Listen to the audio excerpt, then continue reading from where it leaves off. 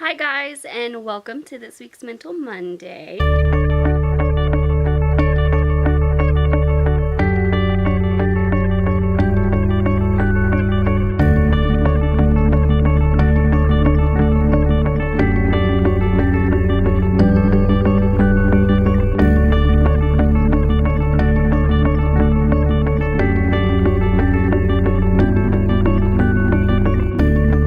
We're outside again, continuing the disorder series.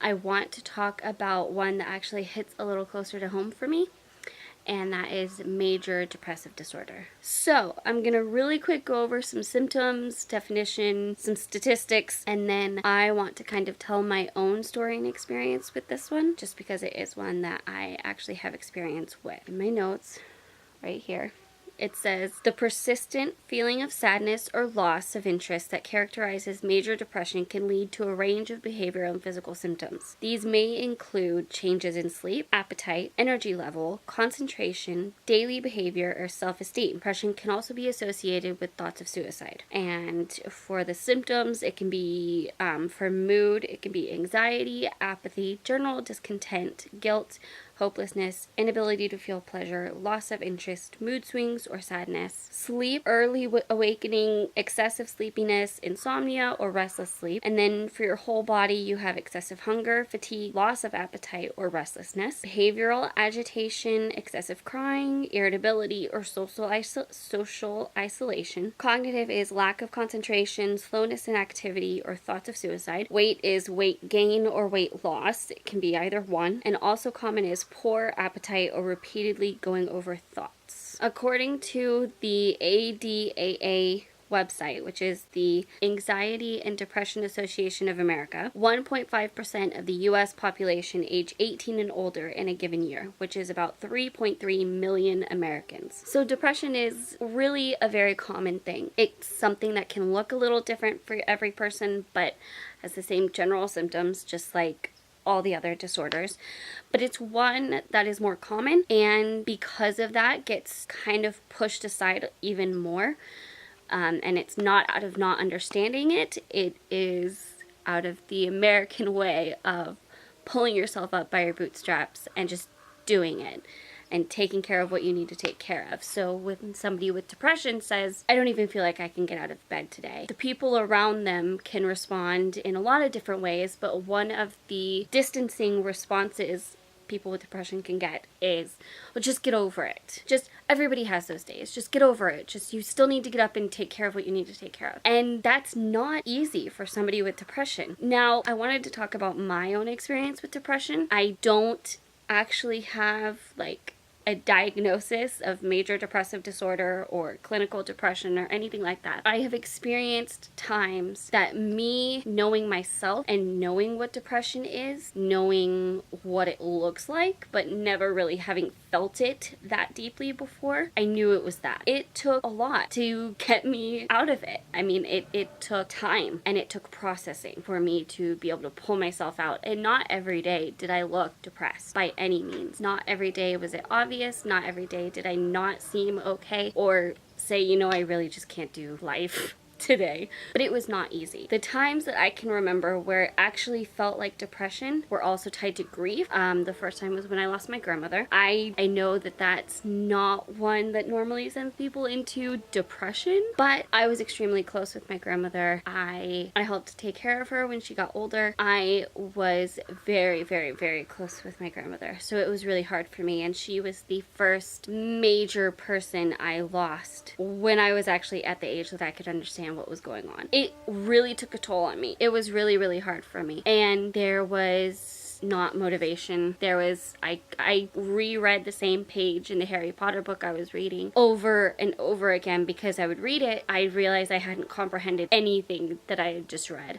I'd literally just gone through the motions of reading and hadn't actually registered in my mind what I was reading. This was a book I had read multiple times, and I still had trouble concentrating on reading it.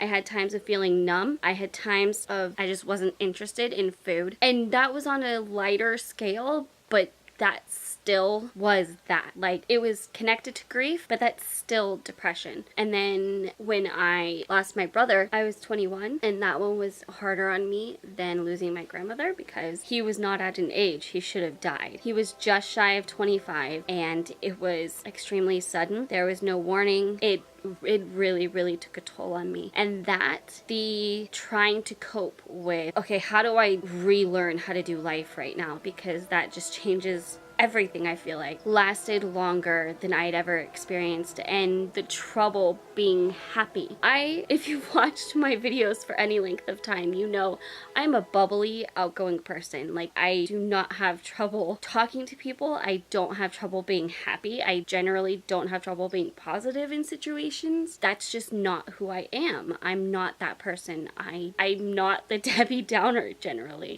And it was very hard for me to feel motivated, for me to care about what I was doing, for me to feel happy. It took work for me to smile. And I'm somebody that just naturally, even when it's not something somebody would normally smile at, I smile and I laugh awkwardly. So it was completely out of character. I had never experienced it on that level before, and it lasted for months, where I just had trouble seeing the good in anything. I had trouble feeling positive about anything, and I had way less energy than I usually did. I ended up gaining weight. All of that kind of thing lasted so much longer than I had ever experienced, and it was not just this really hard thing happened. It was, I don't even know how to be happy right now. The other things that should make me happy aren't, and I can't feel positive about anything right now. And I had really good things going for me. I was getting ready to transfer to finish my BA in psychology. Me and Andrew had just gotten together, and that was going good, and it was really hard. It was extremely hard to be happy about anything, and it changed my outlook on everything. Then I had kind of another time where the transition to camp was really hard. I was home a lot more, and home was a lot more isolated than I was used to it being. I couldn't just run up to the corner store anymore. I didn't have a Target 5 minutes away. I didn't have anybody I knew besides Andrew around. And that started to creep into that also, where it became really hard for me to be my bubbly self because I was by myself 8 hours a day, 5 days a week before I started working. And working helped, but it still wasn't the people I was used to. It wasn't my family. It wasn't my friends. Andrew was still gone the same amount of time, and that got hard too. YouTube really, really helped that.